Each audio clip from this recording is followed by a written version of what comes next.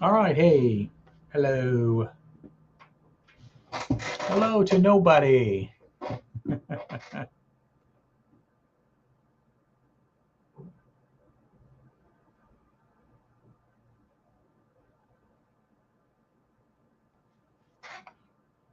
All right, welcome one, welcome all. How you doing tonight?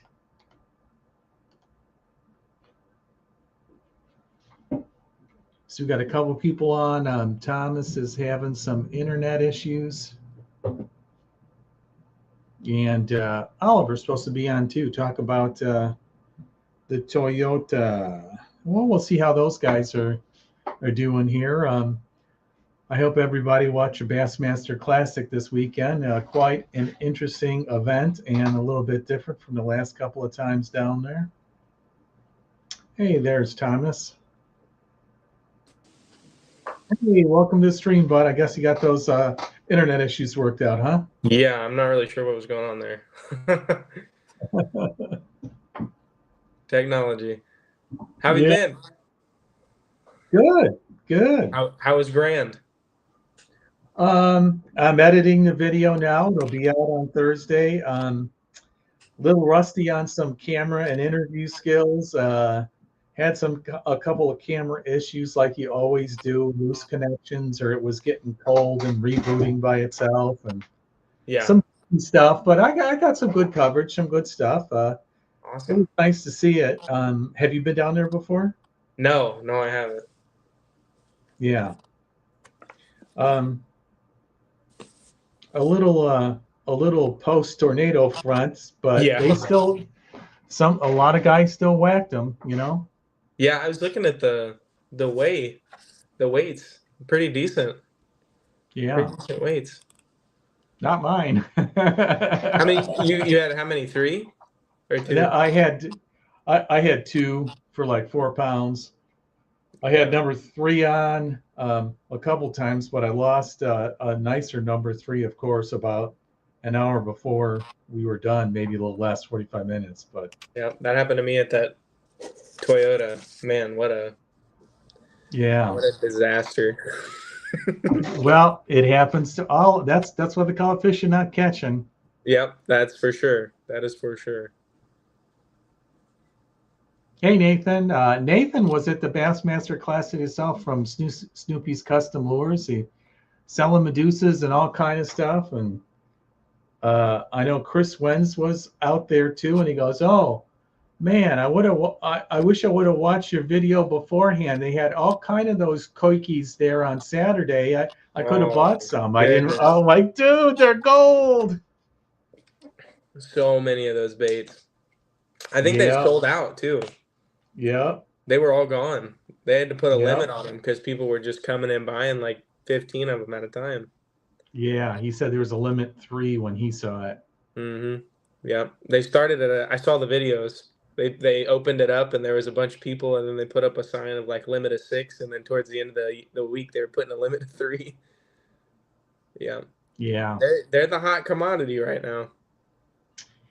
Yeah, and actually, I saw an interview. Where was it? Uh, I think it was BTL where he had the Spro was kind of their rep in the U.S. and they're made Yeah. at this really small factory in Japan. So Spro was trying.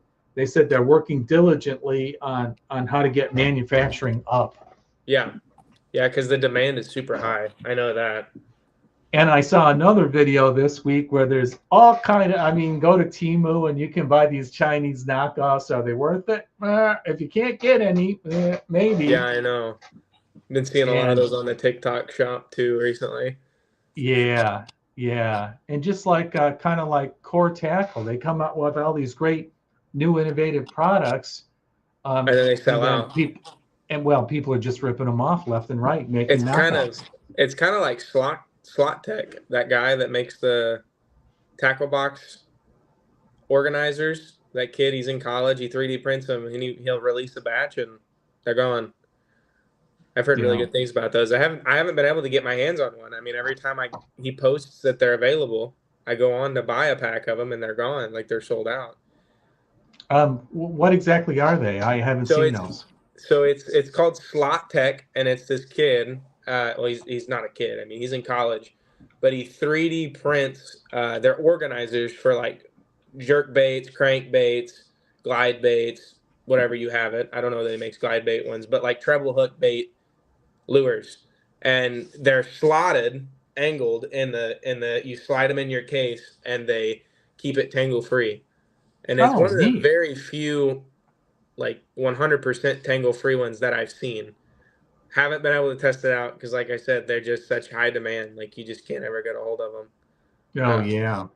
But Yeah, I saw those Busby like little lure sleeves, but I'm yeah, sure those they're are really Busby cool. Those are really cool too. prices, but I've been wanting to get some to try. I just keep forgetting to order them, or when I Yeah, look, didn't have yeah. them in I have a stock. couple of those somewhere. I the sleeves of the little Yeah, packages.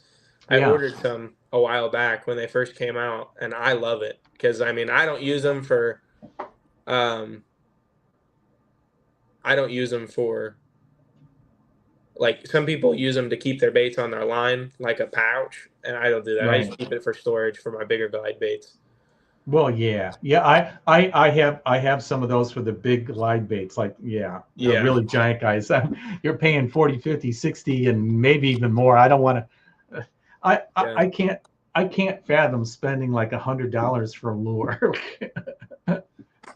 These right here are the ones that I make, and I will Nice. never buy them because it's just there is a difference for the ones that are like resin. Um, those are great. Like I'm never gonna diss somebody who's throwing a clutch swim bait because they put in the work for those, and those are all Yep. hand Yep. painted, handcrafted. I'm gonna give Yep. them that. But Yep. as far as those super expensive, I don't know. I just couldn't do it. I'd get it snagged. Well, yeah, or the line breaks, or you get it snagged, or Yeah. you're carrying it around, and your custom paint job gets a big old nick in it, or a Shelbyville muskie comes up and Yep. puts a I've bite mark in your paint job, right? I've got a glide bait up there in the cabinet behind me that got tore up by a muskie. I shoved it Yeah, out one year. yeah, The booth next to me sold out before it was even open to the public. yeah. Well, what were they selling? Was it the Busby booth or Oh no, he's talking about the Koikis. oh the Koikis? Oh yeah, yeah. I have no doubt. They Yeah, just fly off the shelves. yeah. And I know that I noticed that they had different sizes in the videos that they were Yep. posting. So they had the really big ones That's that the were full cast. I think yeah that's they were like 17 millimeter, yeah, and and then then they had like a 13. they had ones that were like the size of a golf ball, like itty bitty baby ones, almost like a tumbleweed, like a Strike King tumbleweed size. Yeah, yeah, Obviously, they're better than the tumbleweed because that tumbleweed thing is just weird. yeah. Um, but yeah, they're the next big thing. I have a feeling that they're gonna get taken over though by those new Berkeley Lab Series that old Dylan Nutt won the championship on. Yeah, he was real tight-lipped about it, and okay, I guess they said they could sneak it out a little bit. Come on, it's the Bassmaster Classic. Once you win, they want to get the PR, Yeah, and then yeah, afterwards, he couldn't even say much about it. yeah. They I think it was this morning or late last night. They dropped a video on Instagram about it, a post Ah, or okay, like an announcement that they were going to be releasing it. right. So yeah, I thought that was awesome. I don't think that they're quite on the same level as the Koki bait or however you say it. But I am excited to get my hands on some when I see them next. They're selling them at Shields, so if I see them at Shields, I might pick some small ones up and throw it on a Tokyo rig or something and chuck it around at Shelbyville during that pre-spawn or Yeah. spawning period. We're not supposed to have any rain, fingers crossed, at Ren Lake for the spawning period. So Well, we'll see. Um, I haven't been to Pana yet. I talked to my neighbor. I'm coming out with my brother-in-law this weekend to get the boat out for the first time. It I was went like 4 Saturday. feet low last fall. He's Yeah, like, "Oh, it's full. There's water going out the back spillway now." I'm like, yeah. "I can't believe it," I but was on the lake on good, Saturday. I took the boat out. nice. The wind beat the dog crap out of me, but I Yeah, had fun. I didn't catch anything. It was just fun being yeah, out. Yeah. He said the water was up to 53 too. That's what I really couldn't believe either. Yeah. The water was up on Friday before it got cold. And then Yeah. it was back Yeah. down like 51, I think. Yeah. Towards the end of Saturday. Yeah, it must have been all that the rainwater goodness. was warm. That rain and the wind. The wind just, I mean, it was 35 degrees when I got out there. It's cold. Oh. Oh. Yeah, it was freezing. It was so cold that I got there and I rolled the windows down to look at the mirror and I was like, do I really want to do this? Uh-huh. I had to think about it. So Yeah. yeah, it was rough. But yeah, no, I Even had a on a good little time. lake, you can't find protected areas. You dump it No, at the because branch, even you the got a ways coves, I to mean, go. you can go all the way back into the end of those coves and they're so wide open. There's Yeah. no protection. And you just get beat by the wind. Yeah. But Nice. So yeah, Dylan Nutt, it's kind of funny. All the guys were picking the younger guys. I mean, everyone, the secret was out. The conditions were great. The fish were moving up. That Alex Redwine caught a 10-pounder in practice. isn't that crazy? Basically all the picks were the younger guys from the crew, and Ozona had some inside info from talking with Dylan and going out with them and everything.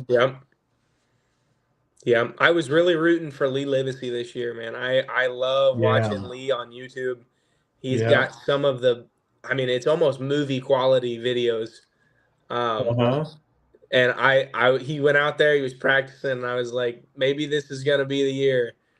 But I think once you get to the point where you're making it to the Classic, I mean, nobody wants to be backseated in the Classic area where they're shopping, because the people that are out in the booths, they're not fishing. And I think when you get back there in the booth and you know you're not fishing and you know it was preventable, I really think it's got to eat at you. Oh yeah. I was super stoked that Lee ended up making it to this one. And I mean, you're getting a check no matter what. Everybody gets paid, and when they fish the Classic, it's just a matter of what you're getting paid. So right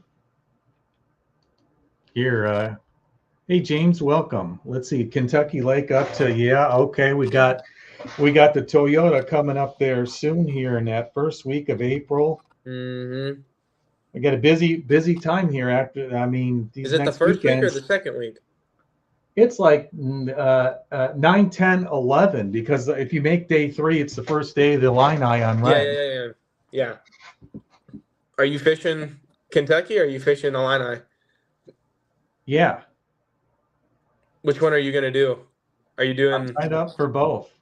You signed up for both?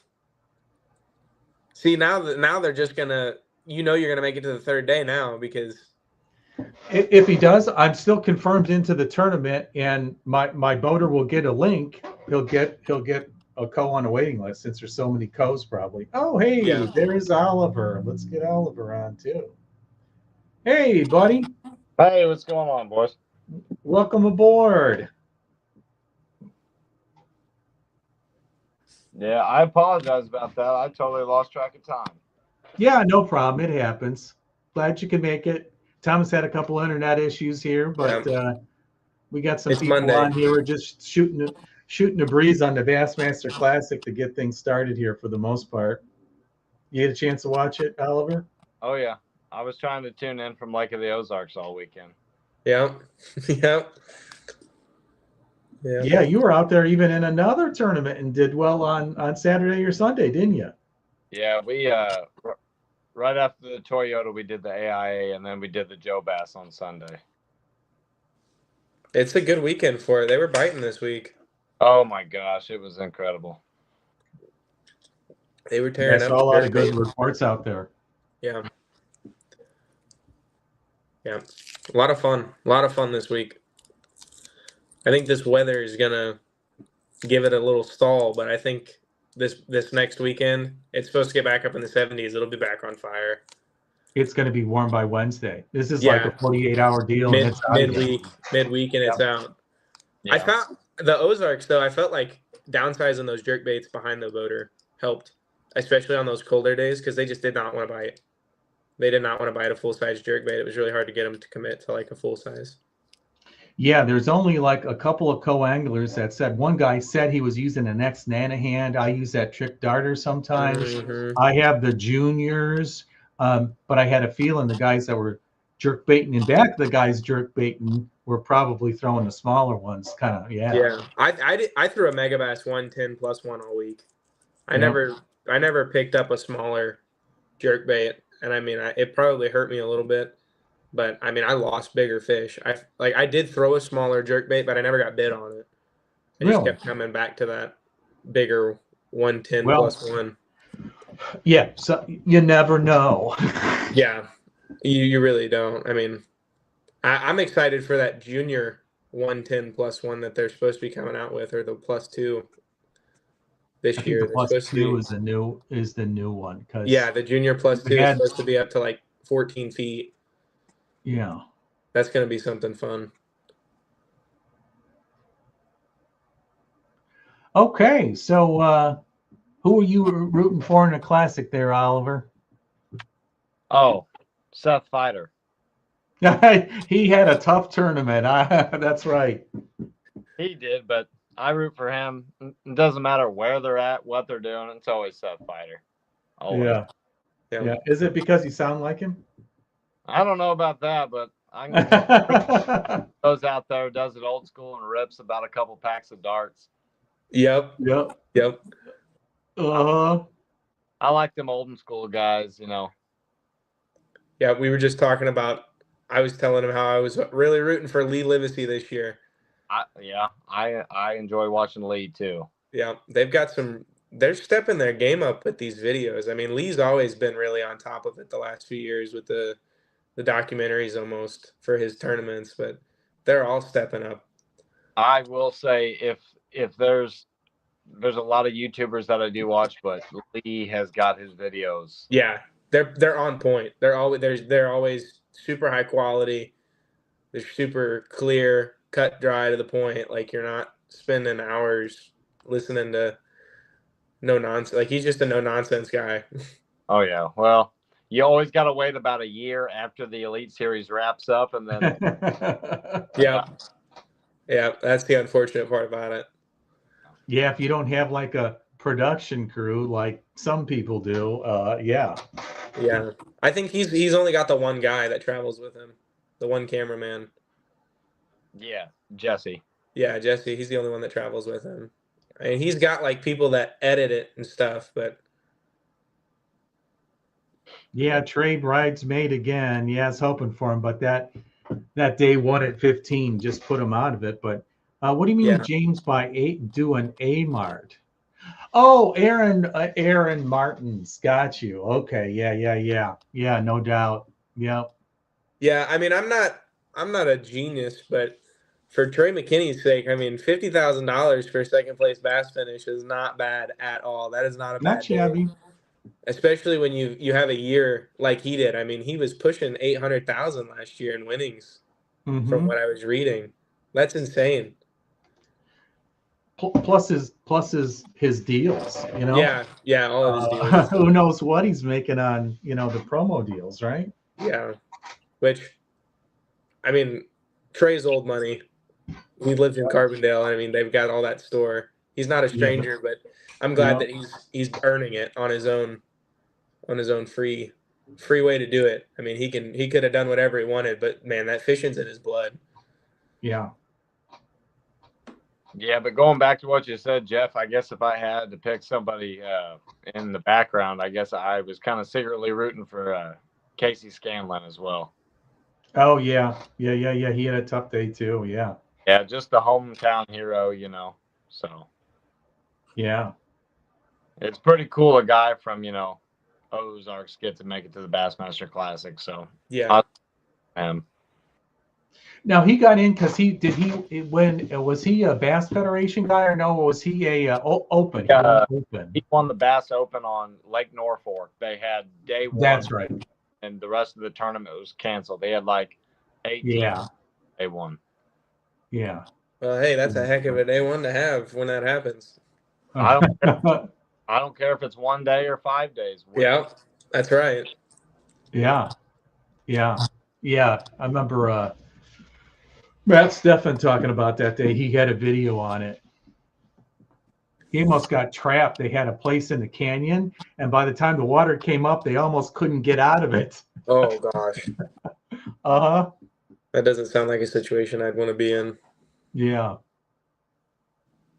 Yeah. So, man, I almost kind of had like a Super Bowl hangover today, just thinking, oh man, you think about the classics, spring going, the show, and it's just like it's just here and gone before you know it, and kind of like poof.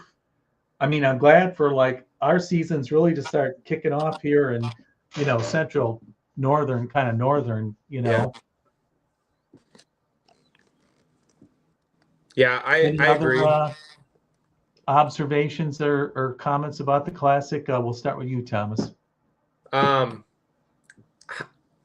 seen so many like negative posts on the live scope, and we've talked about it a lot. Jeff and I have. I'm not anti live scope. I'm not pro live scope. It's a tool. Every other person that fished the classic had the same opportunities to use Yep. it, to dial it in. Yep. They had the same technology. So the only thing that I have from the classic is congrats to Dylan for doing it, because everybody else had the same stuff, and they Yep. can all complain and say like, oh well, it's the live scope classic now, like it's the scope classic, whatever. It still takes the same skill. Like he still put hundreds of hours into learning it. He spent countless days on the water practicing, like looking at maps, graphing it out, because we all know Yep. that the tournament does not start when you pre-fish. It starts weeks before, when you're looking at water, you're reading Months, the reports. a year. Yeah, especially when you're preparing for a tournament like the Classic. I mean, that's $300,000, and congrats to him. Like, And more than that, it makes your career for life. Yeah, it really does. I mean, his sponsors are gonna jump. I know that he's said multiple times though he's down to the basics. He's only got like 4 or 5 big sponsors, his boat sponsors, and a couple little other ones on his top of his vest. But like, it irritates me because I get like scoping for some people in the MLF time. It's boat or co-angler. There's nobody else in his boat. Like it's just him. Right. He can fish however he wants. I don't really care how you catch him, because everybody had the same tools, and it goes back to the same thing. You can have a hammer in your toolbox to build a house, but it's not going to be the only thing you used. And it wasn't the only thing he used. I mean, there were other times that he was fishing without scope and using the 360. I think that's what it was. He might have been using the Garmin spy pole. I don't know if he's got that yet or not, but like, you just got to learn to use it. Everybody had the same opportunity. Everybody had the same stuff. Like, there's no reason for anybody to complain that somebody else didn't win. Everybody went out there and put their best foot forward, and he just had it. Like, it was great to watch. I enjoyed it. Other people were fishing the same water. I mean, some of the top guys were in there too. Time and rotation and/or technique, or his new, bait or whatever. Lots of stuff to talk about there. Oliver, your general feedback on the Classic? I'm kind of total opposite, really. I don't mean to be a Randy Blockett enthusiast, but hey, that's the great thing about having an opinion. You're entitled to it. You can fish however you want. Anybody can fish however we want. I'm not against it. I think if you want to scope, that's great, but I'm not going to watch it. I enjoyed watching Jordan Lee up in the muddy stuff. That's how Yep. Kudos to Dylan for winning, but I don't think it's amusing. I mean, that's just my opinion. I could agree with that. It's not as fun to watch. I mean, it's not as fun to watch somebody on a screen. I'm not saying that they're not skilled, because it's a certain skill. Just like back in the day, you ask anybody, Denny Brower was the master of flipping a jig, guys that were a craft of spinnerbait. There was nobody that could do it like them. And I mean, I see similarities, but I just can't get on board with it. I'm not going to sit here and bitch about it, but I just can't watch it, and I can't get behind it, but I'm not going to complain about it, Well, yeah. I mean, I think it's within the rules. The rules allowed it. That circuit, Bassmasters, that date, all the practice. Like you got to follow the bar dates. You got to wear a life preserver. You can use that thing 3 hours, 8 hours, the whole day. Fine. Um, can't blame the contestants at all. Um, Bassmasters, they went 50-50 on the whole year. And I remember early in the year thinking, okay, they're going to have 5 and 4. What are they going to do with the Classic? Well, they said with the Classic, because you made it, by your schedule last year, and that was all forward facing on, we really have to allow it. Okay. Yeah. Now, the big question out there, and I've Stefan heard that already they're had a going to video do. on it today, is they have not said what they're going to do yet. And now that's the opinion. What should they do for the Classic next year? Yeah. And to kind of feed off of what Oliver said there, I 100% agree. Like I said, I much rather watch no forward facing. Like you said, kudos to Dylan. Because he was within the rules. But Mhm. all the Bassmaster events that they've done, I've only watched the ones that they did no scope. It's just more enjoyable. You learn more. I mean, as a co-angler, I fish primarily as a co-angler. You learn more as like watching them, which is the main reason why I really like Lee Livesey, because he hates scoping. Like he'll do it and he understands how to use it, but he's more of a muddy water, shallow, flipping kind of secondary point offshore kind of guy. So 100%, it is way more fun to watch somebody not scope. I just wanted to add that in there. I'm with you on that. Yeah. Yeah. Saw a little bit of the koiki, not as much as I thought it was. Really, it was jerk baits and minnows for the most part, right? Yeah. I think Fisher Anaya was using a koiki bait. Yeah, he was the only one I saw catch a few on a koiki. Yeah. I saw a couple of the pictures. I think it was from day 2 of him catching them on a koiki bait. Yeah. But it wasn't very many. A lot of his fish were minnow baits from what I could see. It And hides then those baits so well. Fothergill had like nothing in the live well, or one at like 11 or 12 o'clock. He went to Teleco and he started throwing a Carolina rig to fill out his A1 stringer big time. Yeah. No one expected that. That was probably the biggest what? Yeah. I enjoyed watching that. I love the Carolina rig. Yeah. Yeah. Let's see, what do you Oh yeah, we're going to get to Lake of Ozarks. Yeah, we'll be right there. James is chomping at the bit. Everyone wants to know the goods here, but let's put a cap here. I figured the first half an hour we hit the Classic. We're about there here. Here and gone, it'll be interesting to see, what they do for next year. Given their format is 50-50, somehow with 3 days, they're going to have to make it 50-50. I think that's what they'll there's do. one thing, there should be no scope on dates on Sunday.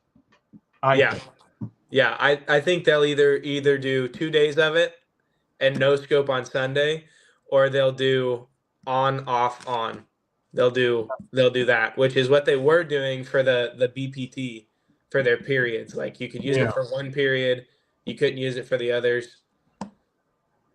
I just kind of wish that, the same with the MLF format. I just wish they just decide one way or the other. I know, and I've heard that from every boater that I've fished with this year. Yeah, you either just go full throttle or you just get rid of it. Yeah, well, yeah, you kind of got the 3 majors have their different formats: MPFL none, BPT 1/3 every day, and Bassmasters every other tournament. Yeah, but they don't have an even amount of tournaments. And how do you do like Red Crest? Yeah, and I've heard a lot of boaters say that this year, especially at that Toyota. That both boaters I drew both days, they said that they wish they would either give it to us for the whole time or just take it away completely, because like some of these guys got 10 grand in a live scope setup. I mean, you know how frustrating it is to enter a tournament and then get told you can only use it for 3 hours. But like if Well, they they did. They did declare that rule in like November. Is that right at the end of the year, before the yeah, beginning of this year, months and months and months in advance. So yeah. I think their reasoning behind that though is because they practice with it yeah, and they don't have a time limit during practice.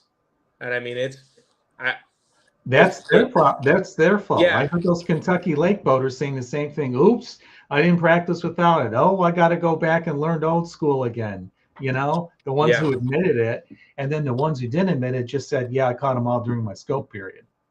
yeah, yeah. And you'll have that with the hammers on Kentucky Lake. And the same thing with the Lake of the Ozarks. Like I'm sure that the people that won the tournament on the boater side really used that forward facing period to their advantage. Right. Um, especially with the weather. I know that the first day they weren't really biting. I didn't feel like they were really biting 100%. And then the second day, I felt like they were biting more than they were the first day. And everybody was like, well, they're going to go offshore because of the thunderstorm. But then the thunderstorm was like hours before the tournament. And I feel like they were back closer up on the shore and biting better on the second day than they were the first. That could have Hey, just been where we were at. before we get too far into it, let's start with the preview of the tournament. It's the first tournament on the Plains Division. The Plains Division this year will be Lake of Ozarks, Kentucky Lake, and then Lake Dardanelle. Is it in June or something like that? So those are Yeah. the three there. Is that in Arkansas or Alabama, wherever it is? Arkansas, Yeah. Arkansas. Um, Now, the first thing I thought was interesting, I wanted to throw there, start it all out, is there was only 75 boats. Oliver, did that take you by surprise? Yeah, yeah.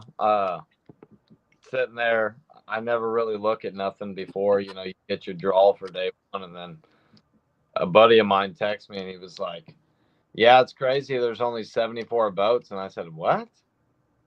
I said, "There is," and I checked it.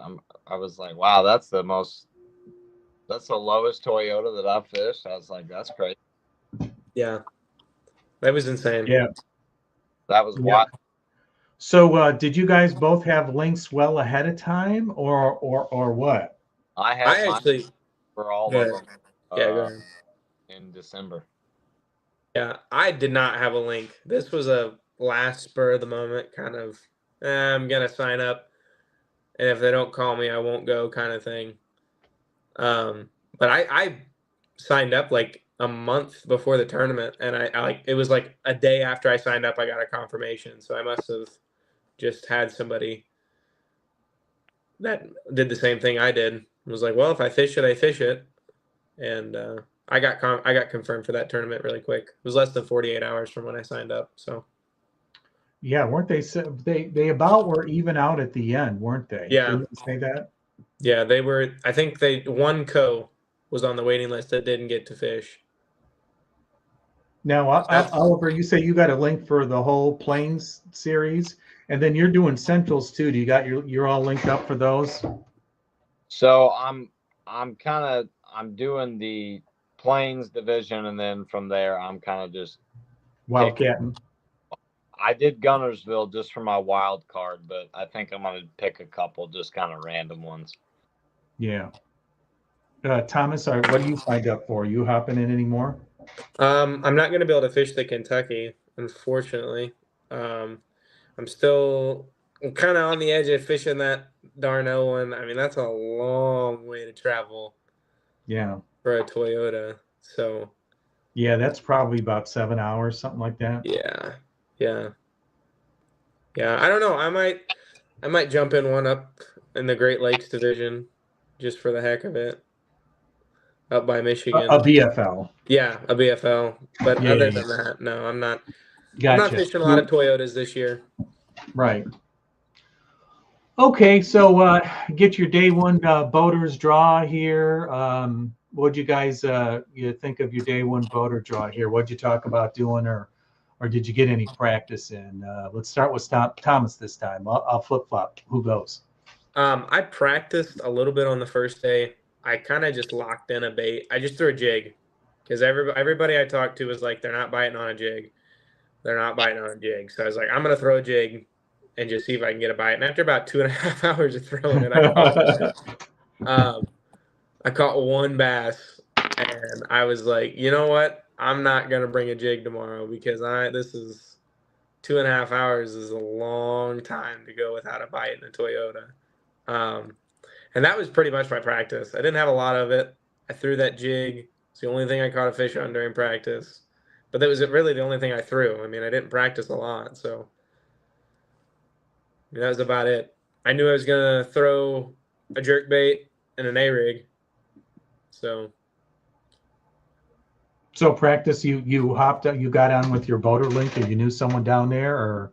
no, we were staying on the lake, and I just walked the entire bank for a couple hours and just pitched under docks, pitched on the sides of little laydowns, things like that.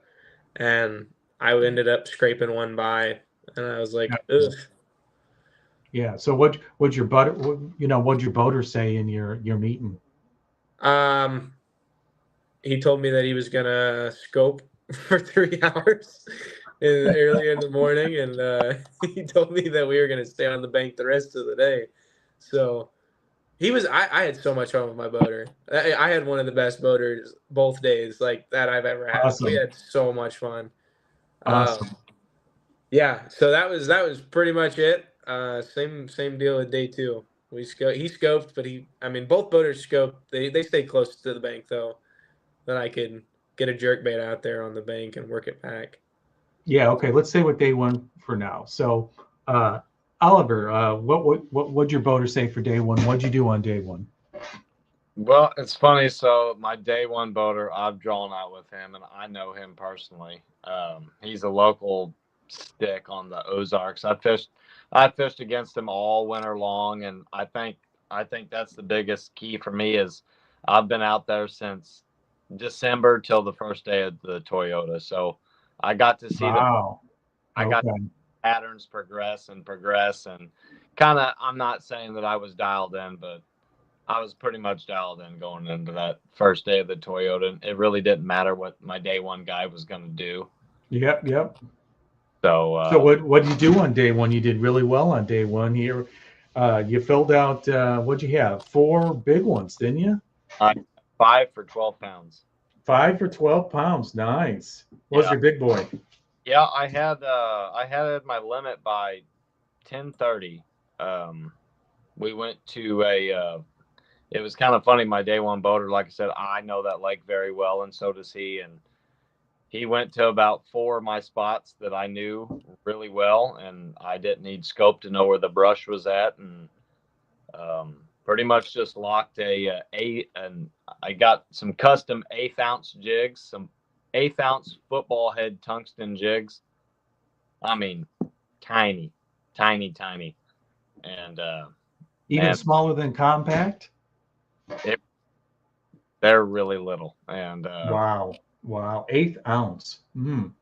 That almost sounds like the Kitech. It's very similar to the Kitech.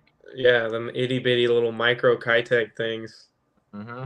Yep, and they were chewing them, and they had been chewing them 3 weeks prior to that event, and I just knew how them, and I kind of got a feel for like the really good jerkbait days and the really good A-rig days, and I don't know, I just had a really good feeling about a jig that day, and I just didn't put it down, and I caught what I had pretty quick, and caught a few more keepers. Just didn't really get to cull out, but I was pretty glad with 12 pounds day 1.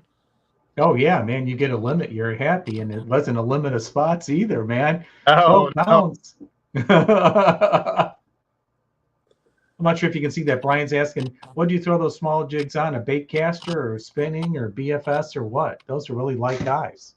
I threw it on a spinning reel with 16-pound braid to an 8-pound fluoro leader. Yeah. Nice. Yeah. How'd you catch them on day 1, Thomas? I threw like I said, the Vision 110 Megabass +1 most of the day. I don't know what the color was. I sent it to you. And it was kind of funny. I told my wife, I was like, I'm gonna break down and buy one of these stupid things. Everybody's talking about them, and I'm just gonna break down and buy one. It's purple on the top, purple and blue on the top, chartreuse a little bit, and then a little yellow on the belly. I don't know if that helps you, Oliver, at all, but that's what I Oh, was they got so throwing. many colors, it's Yeah, I ridiculous. know. But I know. yeah. That My sounds big like fish came on that. I had a 4-pounder on that, and then that was it. I caught 3 12-inch spots, and I just couldn't get that fifth fish. I had caught fish. I didn't lose any big ones. I didn't lose any that I thought would have been 15 inches that were smallmouth or largemouth, and I didn't catch any spots that were short. So or catch any that I thought would have kept. They were all short. So I was happy with my day one, and then I just kind of locked that jerkbait in my hand most of the days and cleaned up the little ones with a smaller A rig. it sounds like you were throwing a table rock shad. Probably. I don't know. Like I said, I didn't look at the I didn't look at the box. I was just more concerned about the price tag on the box when I went. $24.99. It fits his list price, right? Yeah. Yeah. So yeah, I locked that that jerkbait in my hand. I was throwing it on Abu Garcia 7.3 medium fast on like 10-pound fluoro, super light fluoro. Yeah. And then I was throwing my A rig. It was a Shane's Bait mini custom, and I was throwing 3-inch easy shiners with some super small 16th ounce jig heads for those. So that was what did it for me. I know a lot of guys don't like throwing those smaller swim baits on an A rig because it's supposed to be like a big school of fish. But I had good luck with it in the past, and I just kind of was like, well, this is what it's gonna be. So would you come in with it? What would you come in with on day one? I think 6'11". And how many keepers was that? 4. 4. Okay. I had 3 little 12-inch spots, and then one it was either just over 4 pounds or just under. Nice. So that was the day one for me. Like I said, I had a great time with my boater. Shout out to Jason. My goodness, dude. He was so much fun. We had fun all morning. What'd he have on day one? I think he had 12, 13, something around there. Middle of the pack. Yeah. And he had 5. I mean, he had one good one. Yeah. I don't know that he lost fish. We had a lot of bites. He was throwing an A rig primarily for the day, and it was a little bit bigger than the one I had. But he kept getting hits on his A rig. I don't know I don't know how he had it coming up and bumping it, not hitting it or something. I don't know. I know that when he was in his scoping period, when he was throwing his A rig, he was like, I don't know how these fish aren't getting hooked. They're literally inside my A rig, like they're coming up and they're inside of it, checking it all out. So I don't know. I don't know what he had with his. I mean, I try not to gawk at all the baits that they throw, get distracted, and just do my own thing. Yeah, absolutely. Oliver, how'd your buddy boater do on day one? Day one, he kind of struggled. He kind of committed to the jerkbait. They just weren't eating the jerkbait too good for him that day. He had a couple good ones come unglued. I felt really sorry for him, but he ended up with 10 or 11 pounds. But day 2, he had the biggest bag of the tournament. So, wow, what do you have on day 2? Like 2160 something. Holy moly! So did he fish day 3? Yeah. Nice.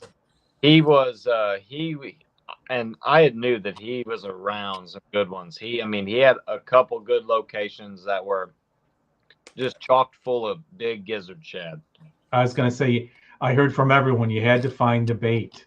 Mm-hmm. And I mean, yep, 12 to 14 inch gizzard shad. Yeah, holy moly! Yeah, we were seeing a lot of those dead ones floating up. I caught it. Ginormous. I caught like an 8.5-inch gizzard shad one of the days on my jerk bait. I was like, man, I bumped into something there. It's Hey, crazy. believe it big. or not, on Pana, I have caught a 6 and a 7 ounce gizzard on a crankbait. I couldn't believe it. They're weird. Uh-huh. They'll actually go after it too. It's not like you're Yeah. foul hooking them. No, they were going after it. They try to eat it. But yeah, they get crazy big. Like yeah, I know. Hold on. Like you think those glide baits are that big, but that's what they're eating, right? This is what I needed. You see Jeff. anybody? I was seeing them that were bigger than this. Oh, that. That's his 12-inch panorama. Yeah, my big old Boss Pan Hammerama. Yeah, I saw one floating that was bigger than that. I was like, good night. These fish, if you catch one that's eating that, I mean, it's gonna be a chunk. Did you see anybody throwing glides? Yeah. Oh yeah. They had a couple people that made it to the final day that were throwing glides. Somebody was throwing a Clutch Co swim bait we were talking about earlier. I think it was just a normal shad pattern, black and white. Yeah. That is a great swim bait, by the way. Yeah, it is. We were just talking about that. For like $100, $90, right? I think it's 140. Oh wow. Yeah. That's a bigger one, a full size, more of a full size. Maybe I was looking at the small ones at the fishing show this year. Yeah, I mean they have some really good ones that vary in sizes, but you're usually looking about $120, $140, give or take, for a Clutch Co. They last forever though. I mean, well, they can theoretically snag it or bust it off a pilling. I did that last year with one. So be right throw back. Your fish. I'm gonna go grab my charger. Grab me a bush latte too while you're at it. Oh. All right, so let's go on to day 2 for you. Okay, you get your boater here. What'd you guys talk about for day 2? So day 2, my boater, he was kind of in the same thing. I actually lost. I went and bought another A-rig. I lost probably 2 to 3 A-rigs a day. Yeah, I know. As a co, it's horrible. I was really rough because I was like buying like $150 worth of A-rigs. So I bought another A-rig. I had 2 rods rigged up with A-rigs, 2 rods rigged up with jerk baits, and then I had one just rigged up with a crankbait, or it was a rattle trap or something. I don't remember. And then I actually had a wacky rig tied on. I threw that wacky rig religiously towards the end of the day on the first one, because I kept getting short strikes, and it was weird. Like I'd throw it all the way back in the corner of a dock, and I could see the fish come up and try to eat it. So it's probably a short fish, but I kept with the mindset that maybe one of these times I'll let it sink down a little bit and something will get it. So day 2, we kind of did the same thing. It was really awkward for me. I've never had a boater take me to the same places that my other boater fished the day before. And I would swear on a Bible right now that I did not tell him where we fished, because I've had that happen and had the same worry. Yeah, that's a no-go. That's not cool. Don't do that. So we kind of the same Oliver situation. We really hammered this cove that we went into, and I knew where I was going to throw the second day, and I did lose a 4-pounder in that spot on the second day. It was just full of disappointments. I lost probably 3 fish that were over 3 pounds. What'd you lose them on? Jerkbait. I threw that jerkbait all day. Every single fish that I caught on the second day came on a jerkbait. I locked it in my hand from 9 a.m. on and just threw it all day. Same color, same bait. That Megabass 110 plus 1. Right. So what'd you end up with on day 2? I think I weighed like 412, 410, something like that. I only had 2 fish. Right. It was very unfortunate how the day turned out, because nobody to blame but myself. I mean, I had the fish hooked up. They were just short striking on the second day. So I said maybe downsizing to a smaller jerkbait. Maybe the junior +2 would have done it. And I even threw one with it was a VMC with a little blade on the bottom of it to give it that extra shimmer to see if maybe they would hit that a little bit more willingly than just the normal jerk baits. And I didn't have any luck with that. So I just stuck with the jerk bait. I lost quite a few key fish that would have definitely secured my spot in day 3. So that's just fishing, though. I mean, Yeah. you can't lose sleep over it. I mean, it just happens. It would have happened if it wasn't in a tournament anyway. So that was my day 2, and that was the final for me. I didn't get to.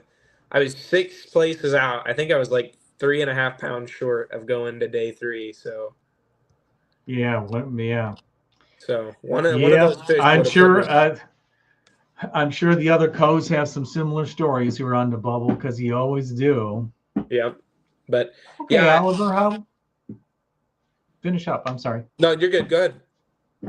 Oh, Oliver, how'd it go for you on day 2 here? What was you and your boater strategy? And the most nerve-wracking day it was day 2 was terrible.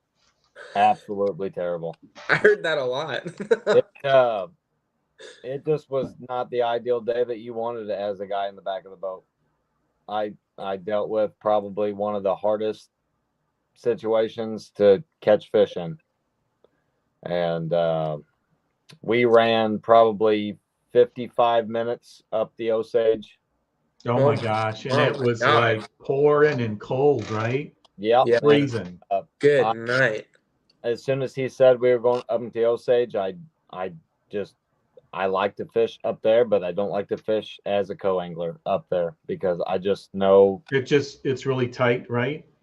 Yeah, and we got to the first spot and he trimmed his motor all the way up and I said, uh-oh. Yeah, this is going to be tough. And when I say that I could have reached my hand out of the boat and touched the bank, I'm not kidding. And trolling motor on 400. Oh, geez. Okay. I mean, yep. So it was one of those. It was one of those. As soon as the bait touches the water, it's already dragging kind of deals. Oh, yeah. That's a rough day. That makes for a really long day. Pack a big lunch. Mm-hmm. And I knew that I needed at least 2 fish to fish day 3. Yeah. Mm-hmm. And the day just kind of like Tom said, it was a long day. Just the cold, miserable weather, right? And all I can think about, I'm just trying to stay mentally focused, but all I can think about is how all the other co-anglers were ashing them up in the clear water. And see, our water wasn't clear. We actually ran from, I don't remember, I don't know any of the names because I'm not from there, but we ran probably 30 minutes east. And it was muddy, like muddy water.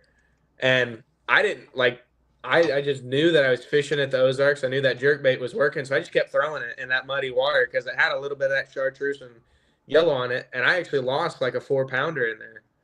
And they were just short striking it. Like it was rough. It was a bad day to be a co-angler for that water. I mean, you get in some of that water and it's just, it doesn't look right. And it's just, like, I had to just trust my boater on that one because I was like, good night. This is chocolate milk. Yeah, well, it was kind of the same thing for me. And the only thing that I knew to do was, tie a big spinnerbait on and just slow roll it. Just throw directly back to the boat, just bomb it and just slow roll it. And I ended up, thank God, I picked up 2 keepers. Wow, nice. And that solidified a day 3 cut for me. So I want to pick your brain on this because I threw a spinnerbait a lot during these tournaments, and I did the same thing even in the clear water. I threw a Colorado bladed in the dirty and double willow in the clear. what are you throwing? Like, is it just a big like 7-blade Colorado in that muddy water, or is it a little bitty sucker? No, it's a half ounce with a number 7 Hildy gold blade on bottom. Yep. And a silver up top. But I don't like an overabundant of chartreuse. I like a few strands. Yeah. So I like it kind of half and half, like half bright, half kind of natural. And I do not throw a spinnerbait in the month of March without a big Kitech on the back of it. Yeah, give it that extra attraction. Waggle. Well, especially in the muddy water, huh? Yeah. Not only, I really don't do it for an attraction. I do it for a profile, but it also slows that spinnerbait down and lets me really slow roll that. Yeah. thing. Yeah. Mhm. All right, I'm just curious. I threw both. I mean, I could not get a bite, and I was rolling that sucker as slow as I could get it, and I had an easy shiner on the back, a 4-inch easy shiner on the back of it. So I really like the speckled chartreuse. It's like 95% white. It's got 3 strands on each side on the top, and they're dotted with black. It's a War Eagles. I really like their War Eagles. Like the dark back of a shad. It's up on top. But like it's chartreuse with dots on it. Yeah, I really like that one. I threw it in both the Colorado and the double willow leaf, big double willow leaf, and I just could not get a smack on it. So, well, you're really gonna hate my day 3 story then. Yeah, well, that's all right. I didn't make it to day 3, so at least you got one to tell. My story ended on day 2 when I couldn't get a dadgum fish in the boat. All right, so you got 2 up in the river. What else did you guys do? Were you up there all day? All day. Oh my gosh. We were so far up that I mean, you just got to commit to it. Yeah. Yeah. But you got to be able to make that run back and not be late, right? Mm-hmm. And not break down and not get stuck. And yeah, I mean, I pretty much had to sacrifice probably 2.5 hours of fishing time. Yeah. And really, the fishing was not that good. How did the boater do up there? Yeah, that's what I was getting ready to ask. I was getting ready to say, how did your boater do then? 10 pounds, 10.5. Yeah. So about the same as 70% of the field. Yeah. About the same as fishing to release fish. Yeah. Dude. But 65 miles closer. Yeah. It was, like I said, I was not really happy about it, but I did forget, I did break off a really good one probably about 30 minutes before we left. I mean, and it ate it right at the boat. Yeah. I had that a lot with my A-rig. As soon as I'd bring it up to that reaction bite of it getting away, right? Yeah. As soon as I'd start bringing it up, it just whack. I think I had it. I just, because we were so shallow and going so fast, I think I just rolled my line over so many rocks through the course of the day that it just kind of got weak, and she bit it so quick right at the boat, and it just broke off. And I seen her flip to turn down, and it wasn't no 2-pounder, I can tell you that. So it broke your line, or it broke the spinnerbait? It broke my line. Yeah. Yeah, but it is what it is. I mean, I can sit here and, shoulda, woulda, coulda, but, You can do that all day. Yep. So what did that bring you up to for a 2-day total? 16.6, 16.8, something like that. Yeah, 12 and 4 something. Yeah, okay. And what'd you have, Thomas, again? Your total? I think I had like 4.11 or 4.12 on the second day. No, 2-day total. 2-day total. At 10 pounds, 11 ounces, I think. Yeah, okay. You needed like what, a 13? 14.3, I think was the cut. 14.4. Yeah. 14.4. Okay, and you were at 16 something. You were in like what, 7th place, Oliver, after day 2, right? So it was really tight then, right? Huh? Oh yeah. Weights were super tight. Yeah. You remember what the day 2 leader was for a co? Yeah, it was like 20 something pounds. Geez. He had 12 12 something day one and 13 something day two. Yeah, he had like Wow. 27 pounds. It was ridiculous. He had like a 7-pound lead over everybody. Yeah, and he did not even win. No, he Yeah, didn't. He yeah, blanked. I saw He that. blanked. He had actually he had like 2 or 3 fish, but he had Oh, on the last day? Mhm. Oh, I didn't even see him weigh. Yeah. I just saw him. They brought him up there, and I didn't see him weigh any fish. He just said he didn't have the weight, and he was like, "Well, this guy won." Then I didn't see him weigh any fish. Yeah, Yeah, man, way to mentally hang tough on day 2 per Brian's comment. I mean, that is a real tough situation to be put in. We've all been there, or we're gonna be there, and to various degrees, man, it's mind over freaking matter. I mean, what was going through your head to really keep you in the game and focused at that point? Well, I mean, I don't really like to give up, and I appreciate that, Brian, because it was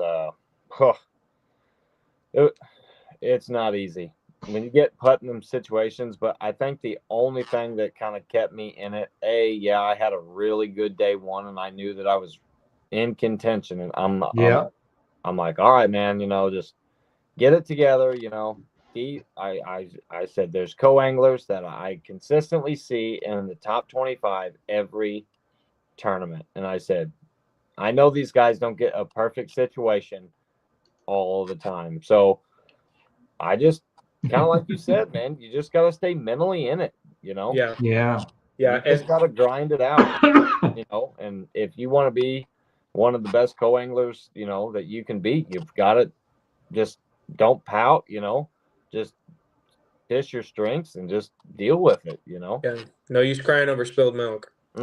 And Yeah. I didn't complain, and I've never ever complained once to none of my boaters. I just Doesn't do any good anyway. It just puts you out of the game, right? If you let it get to you. I agree. And I feel like, to add to this, as a co-angler, if you lose, like when you mentally prepare to go into this tournament, like every morning you got to do it, because they're going to tell you what you're going to do on the day before. You got to mentally prepare, like even for the scoping, like you know, if you go to Kentucky Lake, there's a good chance last year that you're going to get scoped. You're going to get out in this water. You're not going to have anything to throw at, like, and you just got to mentally prepare, because I get it. Like, as a co-angler, you get out in the boat and you're getting scoped, and especially during a Toyota, it's really easy to lose sight of the fact that you are doing this as an enjoyable thing. Like, none of us are co-anglers as a livelihood. Right. You're doing this to have fun. Like, it's to be out in nature, and I feel like, for me, the biggest thing is realizing that I'm not here to catch fish. Like, I am here to be out in nature. Like, it's not always about catching the fish. I mean, some of my best days on the water, I didn't catch a single thing. It's just being out, and for me, it's just being out in God's creation, enjoying nature, and having a good time. And if that means like staying positive, having a good attitude, getting my boaters fish when they're scoping, that's what I'm gonna do. Because I'm not a. My mom beat me when I complained about stuff. I mean, I'm not gonna complain about anything. But that was my dad's job. Yeah. So I get it. And I really feel like if you get in a bad mindset, like you're like, man, I'm not gonna catch any fish here. I'm not gonna do this. Over. Your thought process is different too, because like he said, he's like, the only thing that I knew that would work was throwing this big double-bladed spinnerbait with a paddle tail on the back. I mean, if he was just like, oh, this isn't gonna work, he probably would have just picked up a jig or something and just dragged it. Like, you're not really, because you lose that comprehensive thinking of, I know this lake, I know this will work, and I just got to see it through. Because if I get horsing around with like a jig or a crankbait, it's just not going to work. So yeah, kudos, dude, because it's hard. I mean, to mentally prep yourself for that and lock a spinnerbait in your hand in that tight of a situation, it's rough. Oh yeah, smart move. But I mean, like I said, yeah, I guess I have so much knowledge about this lake, and I fished it forever. I mean, I guess that helped me a little bit, but I've never seen somebody go so tight to the bank like that. Yeah, they do that a lot in Kentucky too. They don't want you to be able to throw even remotely close to a high priority area. Like I've had the guys touch the bank with the side of their boats before. Oh yeah, and when they do that, you've got the back of the boat. Oh yeah. Yeah. You've I got usually shallow. If you want to go beeline back, you're going to get hung up more, but you've got it. Or a lot of times I find, you know what, if that guy's scouring that shallow, they're scouring 4 feet and under. Well, you know what? 6 to 10 feet is an awful good area to be in. Yeah, I usually throw like caddy to the left. Like if you're looking at the back of the boat, I usually throw just a couple inches to that left power pole, and I'm throwing like Carolina rig if it's warmer outside because you know when you're supposed to. You are exactly right, and that's usually what I do when I get in that situation because usually I don't care, but it was not Carolina rig season. Yeah, I threw it on Monday and I caught fish on it. And I mean, up the Osage, I mean, dude, they are 3 inches, 4 inches right off the bank. Yeah, they're right on the bank. Tight.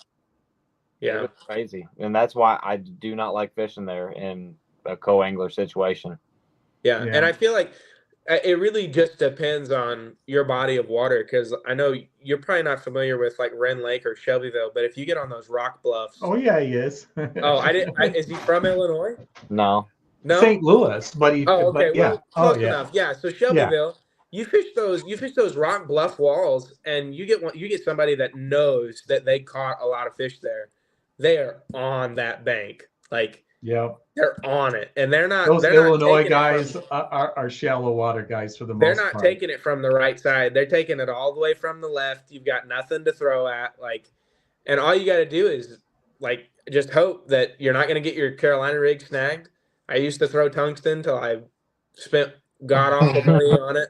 Now I just go to Walmart and I get a pack of 10 of those cheap rigs, and we just rock and roll with it. But I mean, yeah, that's the mental side of that.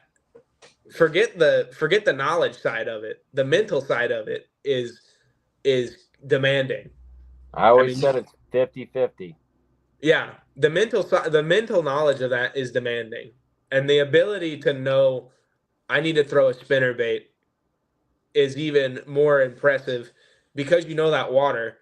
But the fact that you knew you were in a bad situation, we'll just call it how it is. You're in a bad situation to be in on the second day with 12 or 14 pounds, however many pounds you had, and know the mental pressure.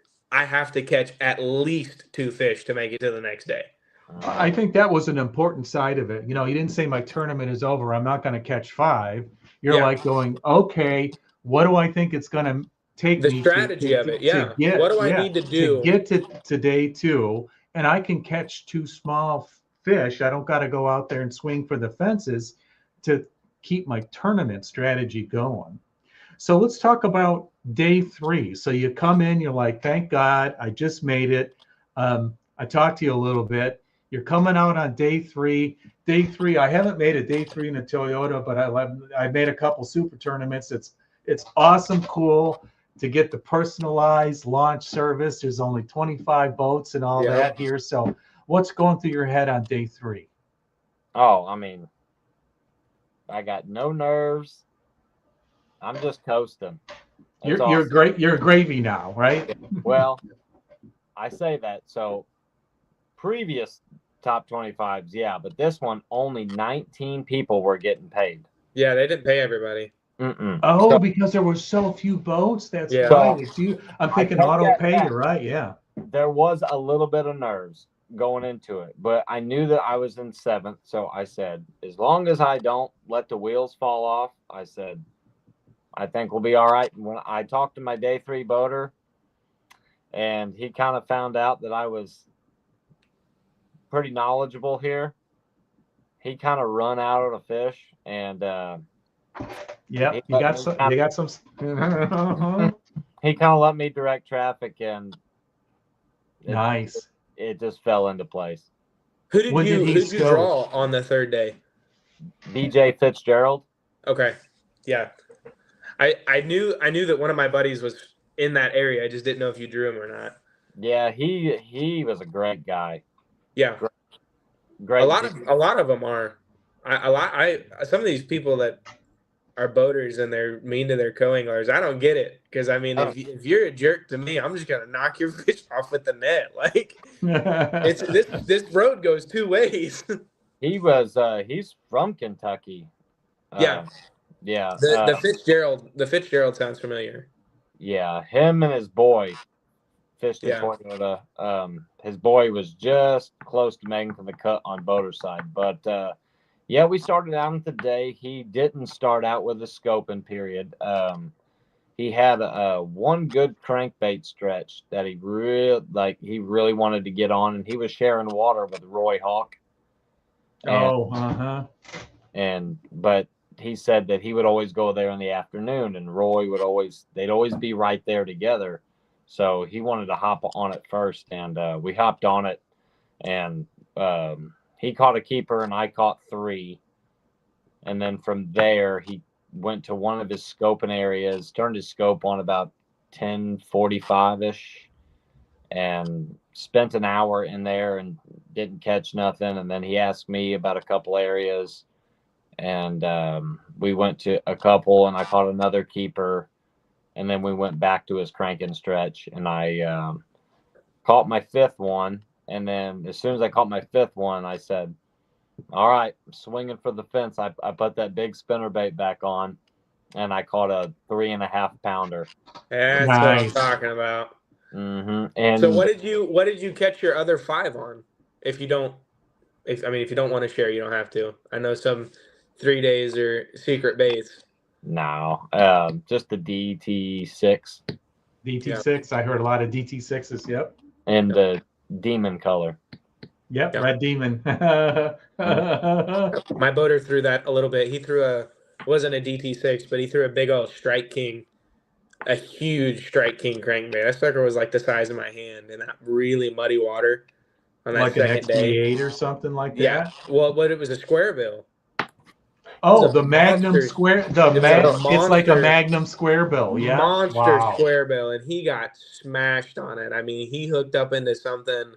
And as soon as it was there, it was gone. It was like the whisper of the wind, dude. Yeah, that's why I was curious. I own one of those. I don't own any of them. I don't buy stuff that I know I'm not going to throw. I throw this on a road trip every summer. Well, you got one of those. I don't got one of those. I went on a road trip to the Memphis Bass Pro in the Pyramid like 10 years ago. Oh yeah. And I'm like, oh my God, they have so much stuff. And I'm like it's I don't know if I'm going to use this crankbait or hang it up as a souvenir, but I'm buying it.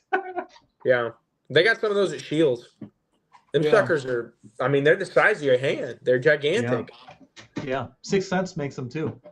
Yeah, those big ones. What do they call those? The hard knocks. Is that what they're called? They have weird names for all their baits. The buzzsaw, all that weird stuff. But yeah, it kind of going back to it. It kind of. I mean, I didn't get to draw somebody doing the same thing that I really wanted to do all 3 days. Yeah. Well, you never do, really. I don't know why, but I really expected to be in the clean water all week, and I just had to do something different each day. But that's how I felt on day 2. We made that run, and I had 7 foot plus of visibility from where we were, and then we went to somewhere, and I couldn't even see 2 inches in the water. I couldn't even see my bait. I was like, oh, great. But I didn't adjust. I mean, that was the thing for me. We were there for 15, 20 minutes because he didn't like it either. I mean, he had good luck in it in practice, but all that rain, all that wind, and all that stuff from the night before just really murkied it up. I guess it was already pretty muddy, and then that didn't help at all. But, yeah, no, while I was driving home the next day, I was replaying that in my head, and I'm like, man, I wonder if a big Colorado bladed spinnerbait would have done it there. Because I threw them. I just didn't throw them where I was because we were only there for such short amount of time. I really didn't want to retire or anything. Yeah. Were you in the glaze or the Niangua, if you don't mind me asking? Niangua, I think that's what it was called. The little Yeah, we were- Niangua or just the main Niangua? I have no idea. Gotcha. We were on the bank somewhere. Gotcha. Well, I had heard the Niangua was blown out. Yeah, it was so muddy. It was so Did muddy. your boater catch anything in that mud? No, not Well, there. you said at least he was smart enough to only stay there 20 minutes or so, right? Yeah, he when we pulled up, he was like, I don't like it. I don't like it, but I know that I caught one back here. We're gonna go look at it. But he pulled that dadgum crankbait out, and I thought he was crazy. I'm like, you're nuts, dude. That thing is like the size of a football. It's gigantic. Well, when they could only see an inch, they got to hear and it was from like a few feet. Bright red too. It was bright red. I was like, hey, I mean, Yeah. you do it. Yeah, I think I just got lucky on my jerkbait bite that I had there. I mean, like I said, it was about a 3.5 pounder, and I threw that jerkbait up on the bank and twitched it a couple times. And I was, for my jerkbait, I don't know how everybody else was doing it, but I couldn't fish it like a normal jerkbait. Like I wasn't really fast twitching it. I was just tapping it, just barely moving it, and that's how I caught all my fish. I mean, you couldn't work it fast for me. But back to your day 3, your big kicker on your spinnerbait. That's where we left off. How much time was left when you got that 3.5 pounder? That's what I was going to ask. 45 minutes. 45 God. minutes. Yeah, baby. So Yeah. what are you thinking at that point here? What do you think you got for your day's bag here? Those 5, what did that come in at? 12-3. So you got to be feeling last day pretty bag. good. Yeah, I was feeling pretty good until that co-angler weighed in 17.7. Yeah. And almost, what was that, 7 pounder? 7.14. Yep. That fish Like- changed the contest. I mean, that was some people's bags. That was Yeah. bigger than my 1 day bag, that one fish. That guy doesn't catch that bag, and I end up in way better placement because I was only 4 pounds out of winning that. Yeah. You went out 7, you came in 6 on the final day, and he had that huge kicker out of nowhere. So that puts you at 5, right? It's like everybody who I needed not to catch him caught him. Caught him. Yeah. Yep. But That's how it goes. I am glad that I caught what I got to move up 1 spot because everybody caught him. Yep. You needed to. Yep. You needed to. It's actually funny. So I don't wish nobody bad luck. I'm not saying that, but there's a couple co-anglers that were consistently kind of competing, And my day 2 boater, the one that went up there that gave me a really run for my money trying to catch fish, he ended up making day 3. And the co-angler he drew out with for the final day is a tough competitor. And all I could do was smile. I said, Did he go? Do you know? Did he go all the way back up again? mm-hmm. Yeah, he was committed. He And was that boat- committed that they were gonna. He was gonna get on that. He was gonna be ahead of the spawn, and if there was gonna be a 7 or 8 pounder, he was gonna be there to get it. Yep, I know. That is a decent tournament strategy, and if you commit, you got to commit because It could be could any day happen they on could day show up. 3. It Yeah. could not happen on the 2 days, and the one day it does happen could be lights out. Yeah, and his co-angler come up to me after the top 25 meeting, and he goes, "Hey, you got any advice?" All I said is, "Good luck and bring a spinnerbait." Well, you Hey, at gave least him you good gave- advice. Yeah, at least you gave him that. My goodness. And the boater come in day 3 with one fish, and the co-angler got in his truck and left before weighing. Yeah. And I said, I kind of felt sorry, but at the same time, I kind of knew that was going to happen. Yeah. I mean, what are you going to do? We're not There's in nothing you can do control as about it. co-anglers. You got to know that is going to happen. When you have a 3-day tournament, chances are you're going to have a bad day. If you had 2 good days, kiss of death, right?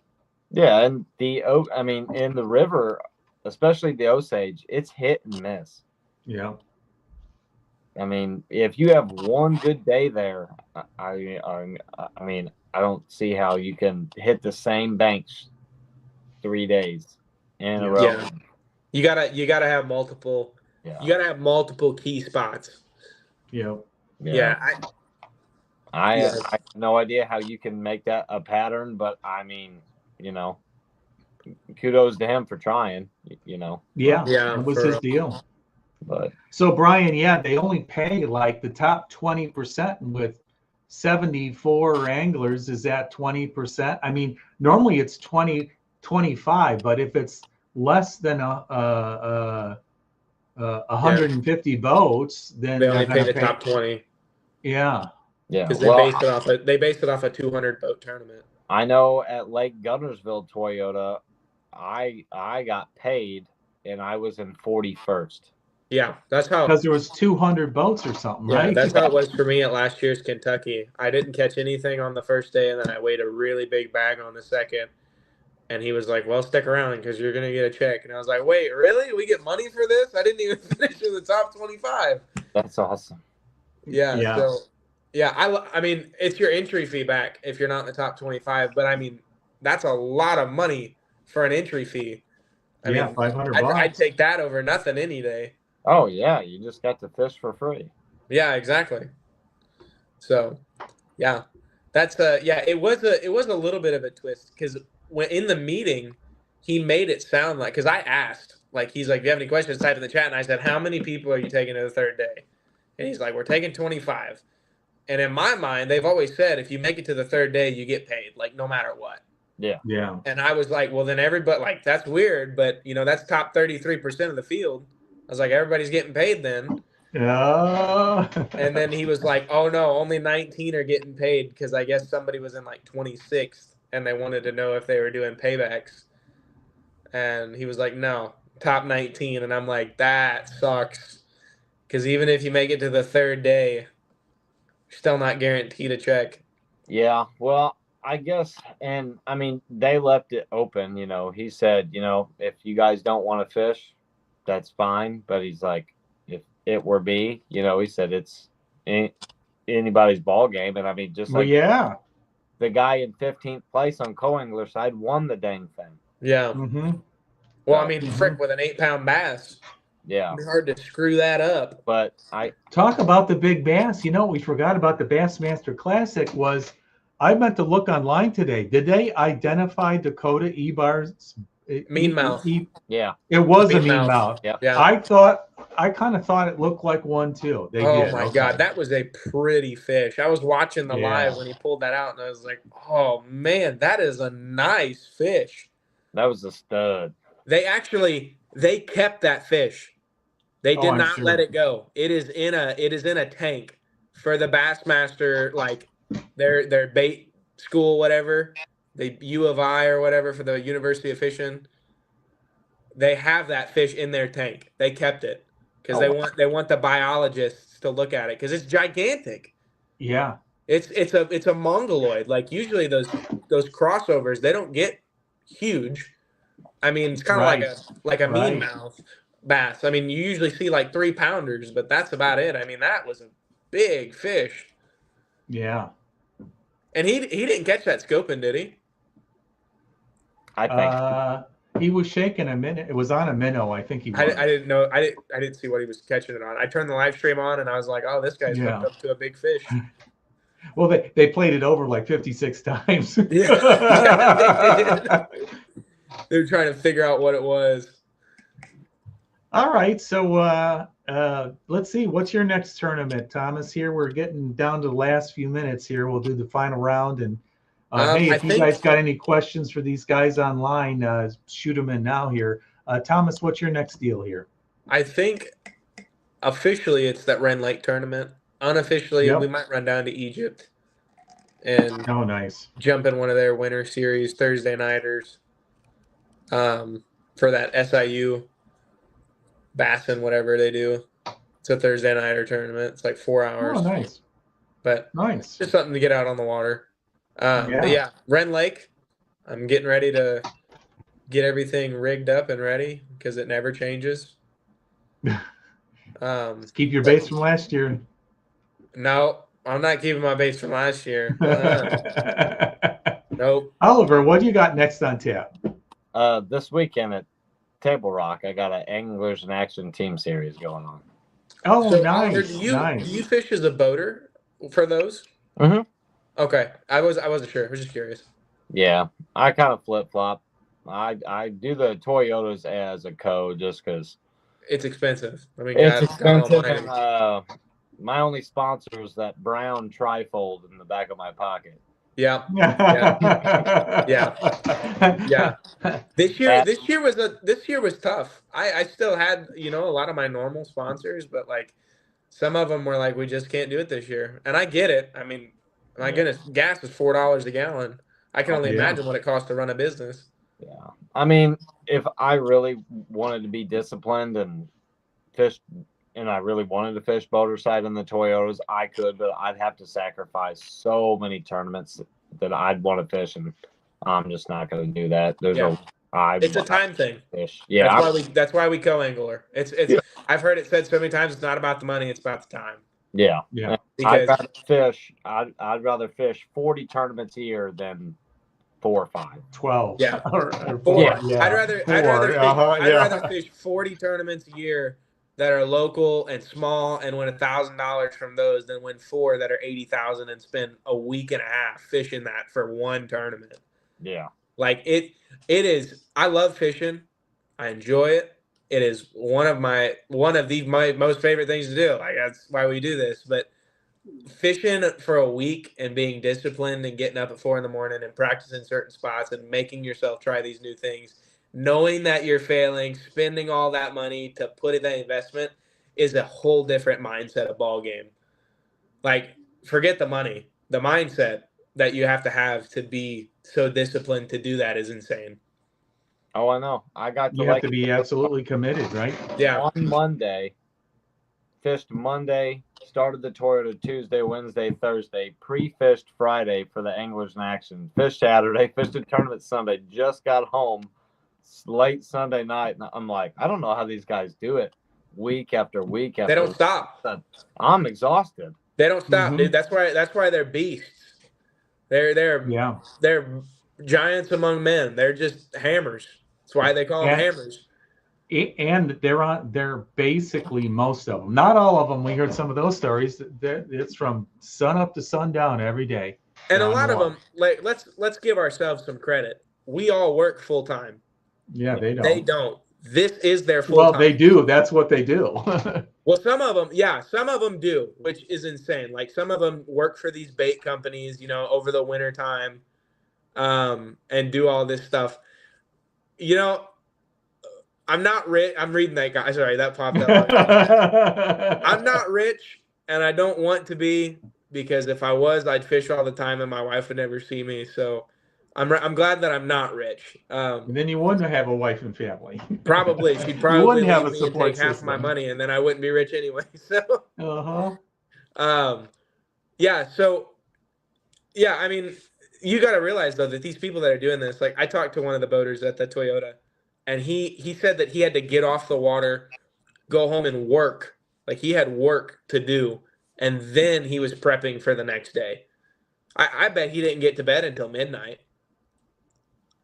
Like, a lot of the guys have businesses that they remotely manage, and they're like on it's the remote. phone, it's all remote. Frickin'... Sending emails, sending contracts, all this stupid stuff, and good for them. Like props to you. I'd love to get to a point in my life where I could go remote fully and fish all this stuff and still be able to afford, house, home, family, keep everybody happy. But like the mental for that, it's all back to that mental state. Like you've got to want it. Let's stop at your first statement. There's like maybe a dozen fishermen who are making money at professional fishing these days. Think about that. And half of them are under the age of 25. Let's put that out there. half of Yeah. them are all under the age of 25. Like the people that are constantly cashing checks, they're constantly winning tournaments, they're constantly bringing in money. Like you got Trey McKinney, you got Dylan Nutt, who just secured his spot for the rest of his life. Like once you win a classic, you're in the gray zone. You can do whatever you want. You could win 100. You could lose 100 tournaments, and it not matter because you won the classic. I will say the coolest thing about him winning that tournament is he's not even on the Elite Series. Yeah, Uh-huh. isn't that awesome? That's he won. cool. He won by a whim. I didn't watch him win it, but it was cool to see a guy that wasn't even on the series win the whole thing. Bass Federation, yeah. Yeah. And he came in third place. There was 3 spots. He just made the last one, and his brother just won the college championship. Yeah, he just won the college bass championship. Isn't that insane? Do you know if there's ever been somebody that wasn't on the Elite Series win the Classic? Yeah, one other guy. It was like 20 years ago. That's what they were saying. He broke history. 32 or 30, 31 or 32 years ago. Brian Kershaw from the Bass Federation. Yep. I'll be damned. And he did it without live scope. They didn't even have the dadgum Garmin little spot markers 32 years ago. What I was trying to highlight by my first comment is the state of bass payouts in the tournaments is so horrible these days. Even when these people are sponsored, they're still losing money being sponsored because the payback is so horrible. Yeah. On all circuits. All. Yeah. I mean, so if you don't enjoy it, it's for fun. Yeah. And that's the kind of that's what I was kind of getting at with you said there's probably a dozen people, across the board. I would say a dozen in each division. Bassmaster's got theirs. MLF has got theirs. The NPFL, I don't really follow along too much with that. I watch it. I enjoy watching that more than I do the others. But I'm not so in touch with those anglers that I know. Well, think about it this way. You win 100 and 125 grand, subtract all your entry fees and expenses without sponsors, and guess what? You're probably looking at 40,000. That's what most people. You're looking at 0. Well, sponsors. Think about it. You got a wife and a family and car payments and boat payments and house payments and kid payments and taxes and road and taxes food, are where it gets you. Taxes are where it gets you. I think you got to pay 35%. Well, it's according to what your tax bracket is. It's what your tax bracket is. Anyways, so hey, thanks guys for coming out. A great lively conversation. You both made a great showing in the Toyota. Hopefully you guys are fishing all the time. Guess you're hopping in or not. Oliver, you're kind of wildcatting. You've done pretty well in the first 2. You should be doing pretty good towards that Toyota championship. That's the goal. I really want to get to Pickwick. I ain't got to go there, but they roll out the red carpet for that championship. So yeah, that's where you need to be. Yeah. And good luck on your next couple of weeks, guys, when you're out there on the road here. I'll be out there on the road. My next tournament will be March 28th at BFL on Center Hill in the middle of Tennessee. And we're going out to look at a few more houses in Tellico. Definitely got the itch to be on Tellico. I had the map up and where the boats were, and I was trying to triangulate where the guys were on Tellico and Loudon because that's going to be my new turf here soon. There you go. So, and then a big week right after that with Ozarks is March 4th for all your Ozarks guys. And then we've got the Toyota on Kentucky Lake for a lot of people here. Yep. And then that dumps right back onto the Illini on the 11th. So going to be pretty busy. Oliver, I don't think we'll see you for a little while here. We'll see you. You're doing all the Ozarks, right? Mm-hmm. Yeah. Yeah. Yeah. And okay. I'm going to try to jump in some of the Illini. I know that I will be at the Ohio River. Yeah, you like the river. Mm-hmm. I hate the river. I hate it. Well, you got to know what? You got to learn lowlands, you got to learn highlands, you got to learn rivers. You got to learn how to fish like Oliver when you're pinched up against the bank. You want to talk about a bank pinch in place. It's the Ohio River. You gotta Yeah. learn to be boat number 1 through 5 on the Ohio.